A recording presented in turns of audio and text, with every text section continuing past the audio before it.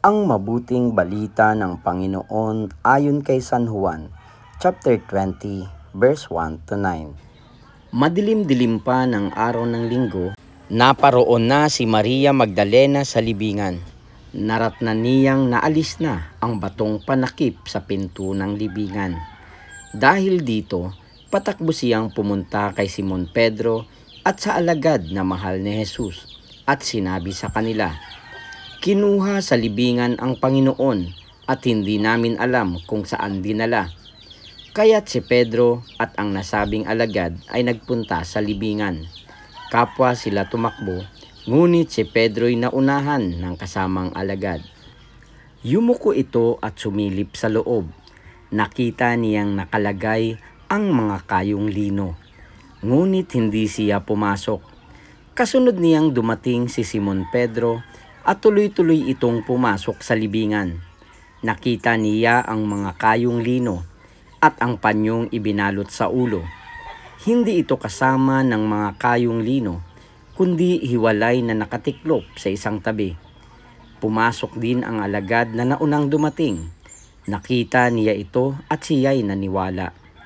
Hindi pa nila nauunawaan ang nasasaad sa kasulatan na kailangan muling mabuhay si Jesus. O kaya, ang mabuting balita ng Panginoon ayon kay San Lucas, chapter 24, verse 13 to 35. Nang linggo ding iyon, ang dalawa sa mga alagad ay patungo sa isang nayong tinatawag na Emmaus. May 11 kilometro ang layo sa Jerusalem. Pinag-uusapan nila ang mga pangyayari. Samantalang nag-uusap sila at nagtatanungan, lumapit si Jesus at nakisabay sa kanila. Siya'y nakita nila, ngunit hindi nakilala agad. Tinanong sila ni Jesus, "Ano ba ang pinag-uusapan ninyo?" At tumigil silang nalulumbay. Sinabi ng isa na ang ngalay Cleopas, "Kayo lamang po yata ang dayuhan sa Jerusalem na hindi nakaalam sa mga bagay na katatapos pa lamang mangyari roon." "Anong mga bagay?" tanong niya. At sumagot sila, "Tungkol kay Jesus na taga Nazaret, isang propetang makapangyarihan sa gawa at salita, maging sa harapan ng Diyos at ng mga tao. Isinakdal siya ng aming mga punong saserdote at mga pinuno upang mahatulang mamatay. At siya ay ipinako sa krus. Siya pa naman ang inaasahan naming magpapalaya sa Israel. Hindi lamang iyan. 3 araw na ngayon mula nang mangyari ito. Nabigla kami sa ibinalita ng ilan sa mga babaeng kasamahan namin. Maaga raw sila'y nagpunta sa libingan. At di nila natagpuan ang kanyang bangkay. Nagbalik sila at ang sabi, nakakita raw sila ng isang pangitain, mga anghel na nagsabing buhay si Jesus. Pumunta rin sa libingan ang ilan sa mga kasama namin at gayon nga ang natagpuan nila, ngunit hindi nila nakita si Jesus."